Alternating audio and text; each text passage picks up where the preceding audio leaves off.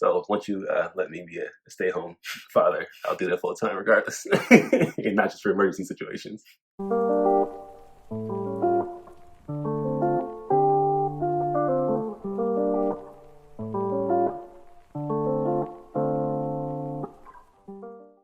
Hello, family, and welcome back to another episode of Let's Talk Money with my husband, LeVar Harris. And my beautiful wife, Rianne Swafford Harris.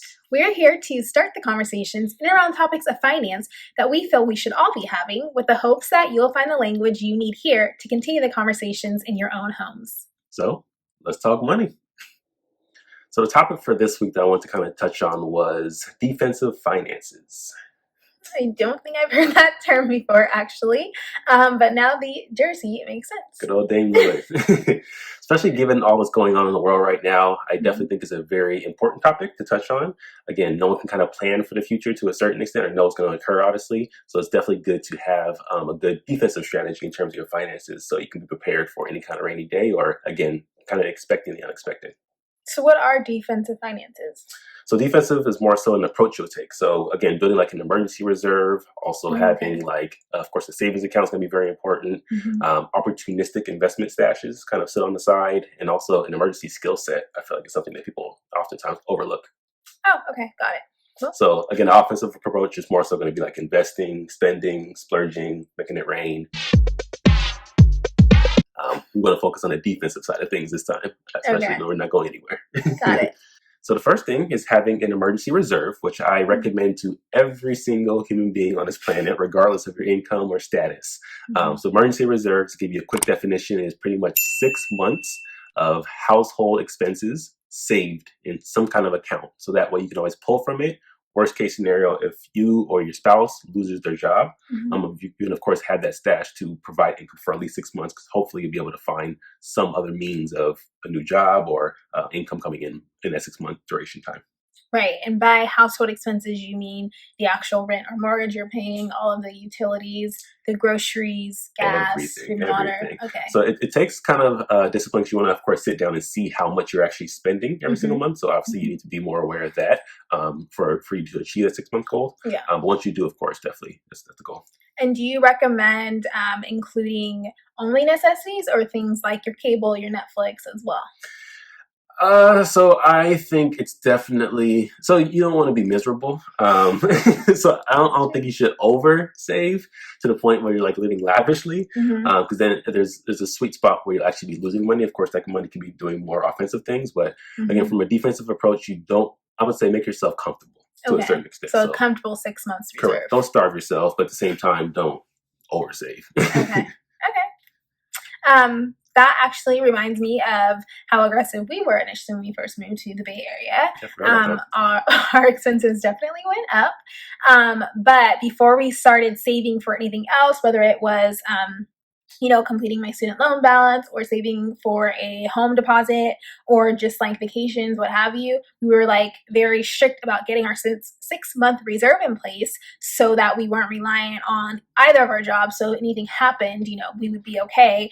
And the benefit of, like if you're in a relationship or even a roommate situation, and hopefully your roommate is generous, in that time, hopefully only one person, loses their job, not both. So not only do you have your 6 month reserve, but you still have one source of income. So I think that could also speak a little bit to not necessarily over saving to the point where, it makes it that much harder to attain your goal. And then again, like your partner's income could hopefully make up for some of those luxuries you would, otherwise miss out on. Yeah, exactly. No, it's definitely the number one goal that I actually would recommend to any new couple or any person that's just starting to kind of financially plan. Make sure you have that 6 months reserve. So again, that is the foundation is set, and of course you continue to build on from that.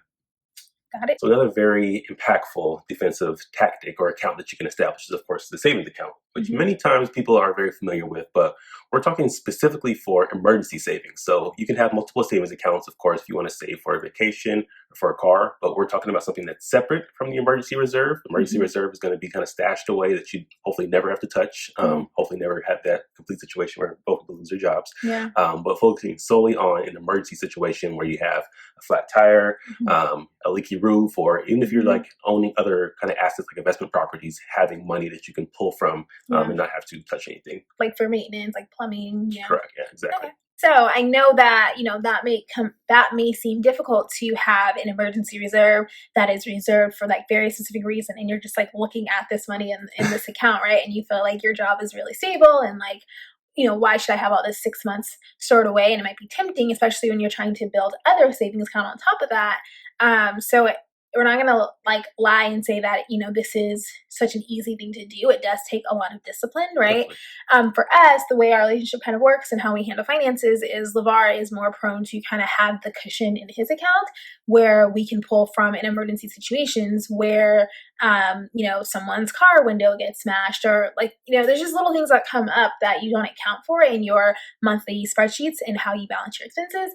And so if you're in a partnership, one person, could be more responsible for that while the other person could be more aggressive in like paying down debts with their income. If you're a single household, it's just going to take more discipline, right? You have to do kind of all those things yourself.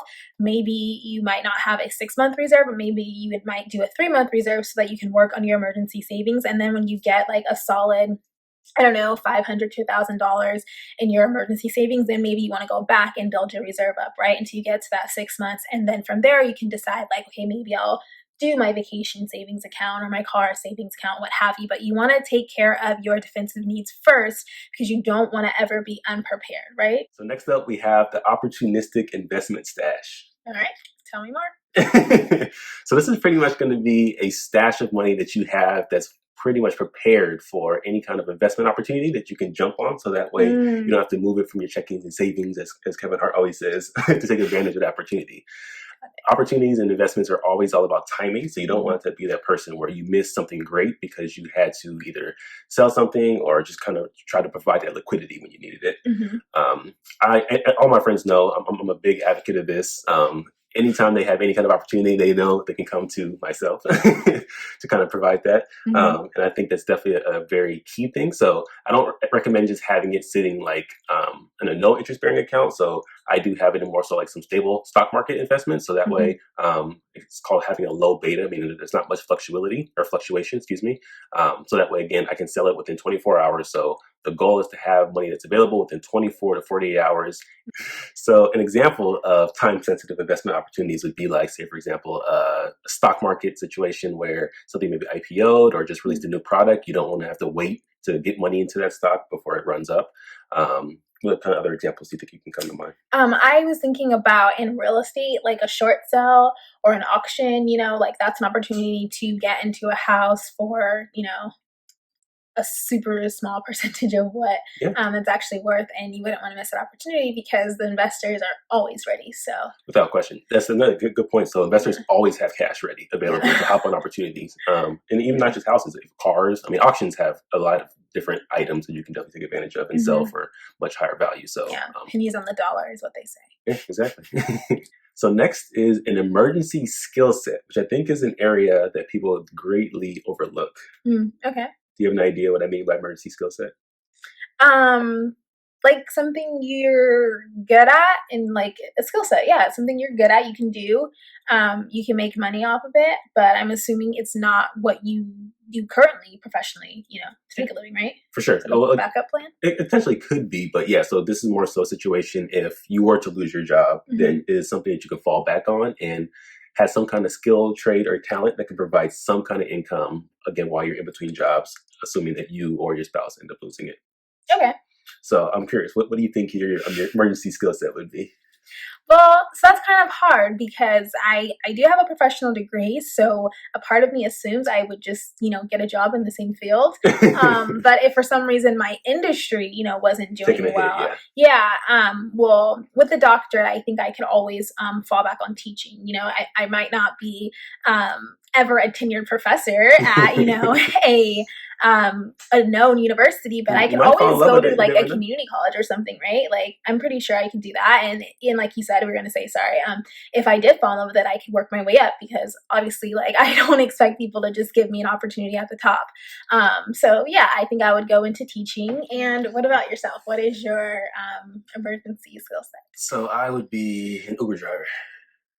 that a skill? No, I'm just playing. I would be full time in the stock market, a full time day trader. This is actually like a goal of mine that I actually hope to one day be able to do. So I right now feel confident enough in my skills I can earn money in a good market and in a bad market, just based off some of the strategies that I've been able to implement. So that would definitely be a skill set I feel like I feel confidently do. So even if like things were tanking like it did recently, a few months ago, still be able to make some income off that. Interesting. Yeah. So once you let me be a stay-at-home father, I'll do that full time regardless, and not just for emergency situations. So those are 4 defensive strategies that anyone can implement just to prepare themselves for a rainy day, or of course when the world is going through troubling times, just to make sure you're always financially prepared.